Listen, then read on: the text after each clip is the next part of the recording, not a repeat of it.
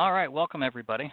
So today I wanted to discuss something I discovered on SSH-Keygen. So to give you a little background, I was trying to set up a new Raspberry Pi, and in order to do that, I was going to set up the SSH keys using RSA, and wanted to add a private key or a password with those, and normally would transfer that then to my client system to remote into that. I would convert it with puttygen, and today when I went to do that, it gave me an error indicating that the cipher was not recognized or some such thing like that. And so I dug in a little bit deeper and found a couple blog posts, which I'll share in the comments, and basically it's broken. It looks like it broke in the latest update in Kali, which if you did a apt-get install or apt-get upgrade in Kali, it would show 2018.4 currently. The latest ISO download is still 2018.3 as of October 1st, 2018, which is today. So let me show you a couple things here. Within this VM, I'm currently running 2018.3, and you can see that cat etc os.release, and you can see 2018.3.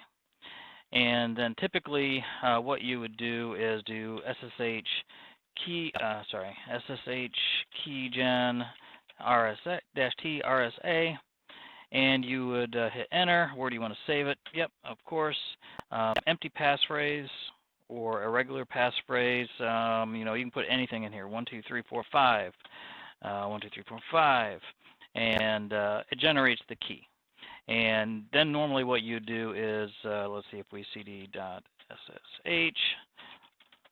and if we look at those, those were generated October 1st. That is today. That's current. And you can cat ID RSA. And notice here, I should shrink this down here. No, can't do that. So if you scroll up, you can see there at the top of the bottom, the RSA keys look like this, and down at the bottom, the end RSA private key. And so normally what you do is transfer that over to puttygen, and you would bring that file into here, and you would go into conversions, import key, and you would be able to import that, and it would go just like that. Now, that doesn't work anymore in 2018.4. Not sure what changed, but I know some of the indicators that show why, or the versions as far as that has changed. So let me jump over now. I'm going to get rid of that, and I'm going to bring up this one. Let me make this just a little bit bigger. See if I can do this quickly. It's not going to let me. So I apologize if that's small. But we're going to cat etc os release, and you can see we're on 2018.4. And again, all I did to get to this point was apt get upgrade. And I did that, and it ran through and got me to 2018.4. I did that because of a live build bug that I reported that they fixed, and I wanted to get the latest versions, and which was fixed, so that's great. So you can see we're on 2018.4, and if we were to walk through that same SSH-Keygen -T RSA, I won't actually do it here since we already did it. It's going to ask you for the password. It's going to do all that stuff. And if we look here, let's go to cd.ssh lsa. You can see here that the ID underscore RSA. So if we cat ID underscore RSA, we can see here, notice this, begin OpenSSH private key. So now, for whatever reason, that's what it shows at the beginning of the and the end. So that's one indicator that something has changed. And then what you would do is we would copy that over and to our system. And now when we import this key, and this would be this one, it gives you an error. Couldn't load private key, unrecognized cipher name. I dug around and I found a blog post way down at the bottom that specified an issue that somebody had found with ED 25519. So instead of RSA, they were using that. And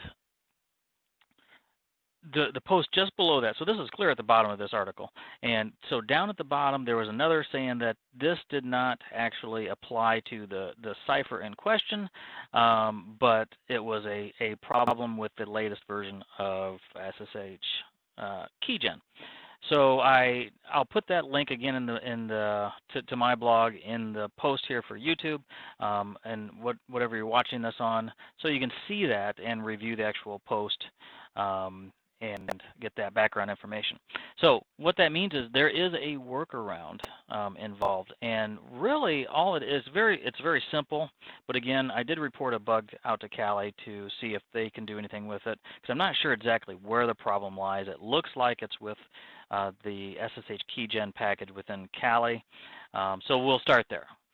So how do we work around this? So basically we need to take what we have here. We have an ID RSA and an ID RSA.pub. That's typically what is generated. So these two guys here. And what we're going to do is copy that to a new file, and you can see I've already done it, the ID_RSA putty. And to do that, it's very simple. We're going to literally copy, put in the full path to wherever you're going if you're not in the directory. So ID_RSA, we're going to copy that to ID_RSA copy, call it whatever you want, and we run that, and now we have that copy. Okay, so we can see that there. So that is an exact copy, and that is the key with the password. And so now what we want to do is basically remove that password on the copy itself, and we're going to transfer that over. So with SSH-Keygen, we're going to do a -P, that's for the password feature, and then F for the file, and we're going to do RSA, ID_RSA _copy. And it's basically going to say enter the old passphrase, which I don't know what it is off the top of my head. So we would put that in. It's going to say no, no, no. And then what it's going to do is, once you put in the correct password, it's going to show you or give you an option to put in a blank password. So it'll say new password, hit enter for blank, confirm new password, enter for blank. So once that's done, now your ID RSA copy file has no password. And then you transfer that over to your system in question, your client, with puttygen, and then you're going to basically bring that into here. You're going to import it just like we did, import key, and then you'll be able to put in that same key pass, not the blank one, but the original one in the original ID file. So you're going to put that password in here, and then you're going to save private key. And so that'll just parse that out. So that's how you would do that. Then you would just load that up into Putty, and you would be able to connect using your certificate, your ID_RSA key. So that's how you would take care of that problem. If I get an update, I'll certainly add it to the post if Kali fixes a bug, but I'll keep you guys posted. Let me know if you guys have any questions or comments, and let me know if you guys happen to know what's going on, but appreciate it. Take care.